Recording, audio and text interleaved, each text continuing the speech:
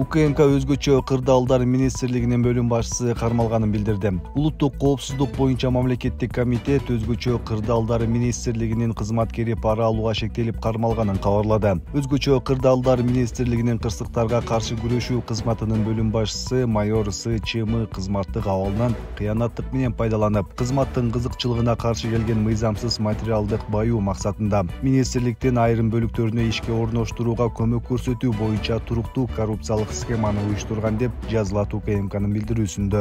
Маалыматка караганда СЧМ жарандар өзгөчө кырдаалдар министрлигинин бөлүмдөрүнүн бирине ишке орноштурууга көмөк көрсөтүү үчүн 80 000 сом өлчөмүндө акча каражатын талап кылып, бирок аткарган эмес. Буга байланыштуу мобилдик банкинг аркылуу мурда алган каражатты кайтарып берген. Бул факты боюнча 5 август күнү СЧМ кармалып, УКМКнын убактылуу кармоочу жайына камалды. Бул кылмыш иш боюнча тергөө иш-чаралары улантылып, бул кылмышты жасоого башка адамдардын дагы катышы бар жогу аныкталууда. Өзгөчө кырдаалдар министри Бообек Ажикеев өзүнүн кармалган кызматкери тууралуу комментарий таратты. Өзгөчө кырдаалдар министрлигине мыйзамсыз коррупциялык көрүнүштөр менен ишке орноштурууга жол берилбейт, деди министр Бообек Ажикеев. Кечээ өзгөчө кырдаалдар министрлигинин кызматкерлеринин бири кармалганы тууралуу маалымат коомчулукка тарады. Мындай көрүнүш министрлик үчүн жат көрүнүш. Тилекке каршы 5 кол тең эмес. Министр катары белгилеп кетким келет. Учурда өзгөчө кырдаалдар министрлигинде бардык тандоо толугу менен ачык жана мыйзам чегинде жүргүзүлөт. Ар бир жаран эгерде билими, тажрыйбасы жана кесиби талаптарга шайкеш келсе, ОКМга ачык эле келип, ишке орношо алат. Биз муну дайыма айтып келебиз жана мындан ары да ушул принциптерди карманабыз, деди ал. Ошондой эле Ажикеев ОКМде мыйзамсыз жол менен кызматка орношууга, ортомчулукка жана коррупциялык көрүнүштөргө жол берилбей турганын белгиледи. Мындай учурлар жалпы мекеменин аброюна шек келтирбеши керек. Биздин катарда миңдеген ак ниет, ишине берилген эл үчүн күнү-түнү кызмат кылган куткаруучулар эмгектенип жатышат. Өзгөчө кырдаалдар министрлиги мыйзам үстөмдүгүн толугу менен колдойт жана бардык зарыл болгон жардамды тиешелүү тергөө органдарына көрсөтүүгө даяр, деди министр. Өзгөчө кырдаалдар министрлиги мыйзам үстөмдүгүн толугу менен колдойт жана бардык зарыл болгон жардамды тиешелүү тергөө органдарына көрсөтүүгө даяр, деди министр. Москва шаарында жашап жана эмгектенесизби? Медициналык кызматтар керек, бирок алар сизге кымбат жана сапатсыз сезилет. Умбем клиникалар тармагы сиздерге өз кызматтарын сунуштайт. Бүгүнкү күндүн талабына жооп берген заманбап жабдыктар менен кесипкөй дарыгерлер сиздерди күтөт. Бизде сиз стоматолог, тиш дарылоонун бардык түрлөрү, уролог, невролог, лор, терапевт, хирург, окулист, педиатр, УЗИ жана башка дарыгерлердин кеңешин алып дарылануу мүмкүнчүлүгү бар. Умбем клиникалар тармагы бул жогорку сапаттагы медициналык жабдыктар менен камсыз болгон профессионал дарыгерлер. Сиздердин ыңгайлуулук үчүн Умбем клиникаларынын Москва шаары боюнча 3 медициналык борбору иштейт. Өзүңүзгө ыңгайлуу даректи тандап медициналык кызмат алсаңыз болот. Ушул ай ичи бизге келип, төмөндөгү кызматтарга арзандатуу менен медициналык кызмат алыңыздар. Ден соолугуңузга кам көрүүнү эртеңкиге калтырбаңыз. Умбем клиник Москва. Баткен мамлекеттик университетинен 2170 студент чыгарылды. Улуттук коопсуздук боюнча мамлекеттик комитеттин текшерүүсүнүн жыйынтыгында Баткен мамлекеттик университетинен БАТМУ жана анын тиешелүү түзүмдөрүнөн 2170 студент окуудан чыгарылды. Атайын кызмат билим берүү чөйрөсүндөгү коррупциялык жана башка мыйзамсыз аракеттерди аныктоо, алдын алуу боюнча жүргүзүлүп жаткан иш-чаралардын алкагында жогорку жана адистештирилген окуу жайлардын талаптарына көңүл бурбоо жана катышуу эрежелерин бузуу фактыларын аныктаган. Баткен мамлекеттик университетинин башкы мекемеси 570, Кызыл Кыя Таиров атындагы гуманитардык педагогикалык институту 801, Кызыл Кыя технология экономика жана укук институту 380, Машрабов атындагы Сүлүктүү гуманитардык экономикалык институту 171, Батмунун алдындагы педагогика жана коммуникация колледжи 14. Буга чейин Ош шаарындагы жогорку окуу жайлардан 13295, Ысык Көл облусундагы жогорку окуу жайлардан 941, Кыргыз улуттук университетинен 2700дөн ашуун, Кыргыз улуттук университетинен 2700дөн ашуун, Исхак Разаков атындагы техникалык университетте 153, Нарын мамлекеттик университетинен 300дөн ашуун студент окуудан чыгарылган. Жел эсептеги миңдеген студенттер сабакка катышпаган же академиялык карызы бар деп аныкталган. Иликтөөчү журналист Али Токтакунов Матраимовдун өкүл баласы Мунарбек Сайпидиновдун Саймаитинин Эгизбаевдин өлүмү боюнча айткандарына билдирүү таратты. Жанына күч келгенде Мунарбек Сайпидинов карандай калп айтышы да, билген чындыгын айтышы да мүмкүн. Божомол дөдөмөл кыла берүү продуктивдүү эмес. Ой саткын турбайбы деп кеп маанисин буруп кетүүгө да болбойт. Андыктан сапатынан да айткан маалыматына көңүл буруп, мыйзамдуу чара көрүлүшү керек. Себеби Сайпидинов Матраимовго өтө жакын, экинин бири болгон. Ошондуктан көп маалымат билет. Кесиптешибиз Улан Эгизбаевдин өлүмү табышмактуу. Ал эми Айыркен Саймаитини ким аттырганы ачыкка чыкпай келет. Алар боюнча Мунарбектин айткандары тыкыр текшерилип, чекит коюлушу шарт. Калп болуп чыкса, өлгөн адамдын атын сатканы үчүн мыйзам чегинде да, акыретте да жазасын алат. А эгер чындап көрсөтмө берсе, анда көп иштин бети ачылат. Новосибирскте кармалыптыр. Кыргыз жараны болгондон кийин экстрадиция кылууга же барып суракка алууга жол бар деген Али Токтакунов.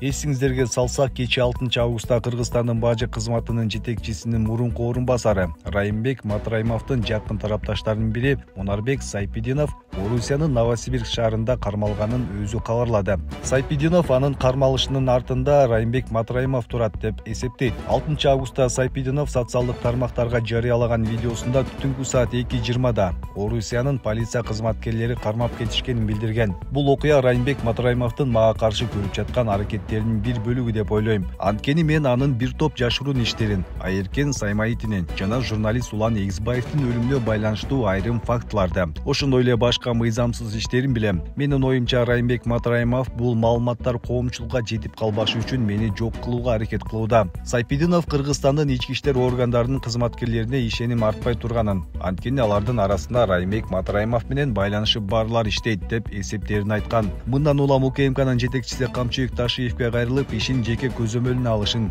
тергөө менен толук кызматташууга, көрсөтмө берүүгө жана болгон чындыкты ачык айтууга даярдыгын белгилеген. Райымбек Матраимов жана анын адвокаттары Сайпидиновдун дооматтары боюнча үн ката элек. Ички иштер министрлигинин басма сөз кызматынын өкүлү Замирбек Сыдыков Орусияда Сайпидиновдун кармалганы тууралуу маалыматтын жоктугун, Ички иштер министрлигинин басма сөз кызматынын өкүлү Замирбек Сыдыков Орусияда Сайпидиновдун кармалганы тууралуу маалыматы жоктугун Азаттыкка айтты. Мунарбек Сайпидинов, мурдагы фамилиясы Райымбеков, Кара Суудагы Сабай айыл өкмөтүн 2016-жылдан 2020-жылга чейин жетектеген. 2020-жылы 4-октябрда өткөн парламенттик шайлоого Мекеним Кыргызстан саясий партиясынын тизмесинде 126 талапкер болуп катышкан. Ал мамлекеттик бажы кызматынын төрагасынын мурдагы орун басары, коррупцияга байланыштуу айыпталган Райымбек Матраимовдун өкүл баласы. 2021-жылдын 11-январында жазып кодекстин 320-беренеси кызмат абалынан кыянаттык менен пайдалануу менен сотко чейинки башталган териштирүү ишинен алкаганда кармалган. УКМКнын маалыматында Сабай айылындагы орто мектептен спорт залынын курулушунун суммасы 1 миллион сомдон ашуун акчага ашыра бааланганы жана Сайпидинов башкы жооптуу жетекчилер менен кошо спорт залды сапатсыз бүтүрүлгөнүнө карабай кабыл алганы кабарланган. Ош шаардык сот 13-январда Мунарбек Сайпидиновдун бөгөт чарасын карап, анын туруктуу жашаган жери бар экенин, мамлекетке келтирилген 1,33,700 сомдук материалдык зыянды толугу менен төлөп бергенин. Ош шаардык сот 13-январда Мунарбек Сайпидиновдун бөгөт чарасын карап, анын туруктуу жашаган жери бар экенин, мамлекетке келтирилген 1,33,700 сомдук материалдык зыянды толугу менен төлөп бергени жана үй бүлөлүк абалын эске алып, Сайпидиновду 11-мартка чейинки мөөнөткө үй камагына чыгарган. Шектүү сот залынан бошотулган. Кийин Ош шаардык соту жаза мөөнөтү өтүп кеткендигине байланыштуу Сайпидиновго козголгон кылмыш ишин кыскартканы маалым болгон. Кумтара Пресинг компания жабык акционердик коому тоолук алтын кенин өздөштүрүү жана жаңгар таянтын чалгындоо иштерин улантууда. Бул максаттар үчүн эң башкы инфраструктуралык шарттарды түзүүгө олуттуу аракеттер көрүлүүдө. Жакында эле Кайчы дарыясынан өтүүчү көпүрөнүн курулуш иштери башталды. Бул көпүрө биздин рудник тоолук жаңгарт менен үч кошконду кошо турган көпүрө. Буга чейин көпүрө болгон эмес. Өдөрөк жактан кечүү бар болчу, ошол жерден өтчүбүз. Көп кыйналчубуз, ушу машиналар ушу суу киргенде өтө албай калып. Ошонун себебинен ушу проект жасалып, ошонун негизинде азыр ушул көпүрө салынып атат. Узуну 20 метр 25 сантиметр, туурасы 6 метр 30 сантиметр. Бул фундамент опора шкафной стенкага чейин коюлат. Андан кийин Бизде Кумтөрдө сборно-разборный мост бар. Фермер менен жасалган набалтак. Ошол келет, ошонун үстүнө чогултабыз. Көпүрөнүн курулуш иштерин август айынын аягына чейин бүткөрүү пландалууда. Учурда баардык керектүү шаймандар, курулуш материалдары жетиштүү. Иш башталганы 1 ай болуп калды, 25 күн, 30 күн болуп калды. Иш жакшы жүрүп атат, Кудай буйрса. Бардыгы эле жетиштүү, материалдарыбыз сапаттуу, техникаларыбыз бардыгы эле жетиштүү, балдарыбыз толук. Тоголок алтын кени жана Жаңгар таянты Какшал тоо кыркаларынын чыгыш тарабында деңиз деңгээлинен 3600-3900 метр бийиктикте жайгашкан. Шаркыраган дарыялардан тышкары кенге баруучу жолдор бийик аскалуу, таштуу жана тик капталдар аркылуу өтөт.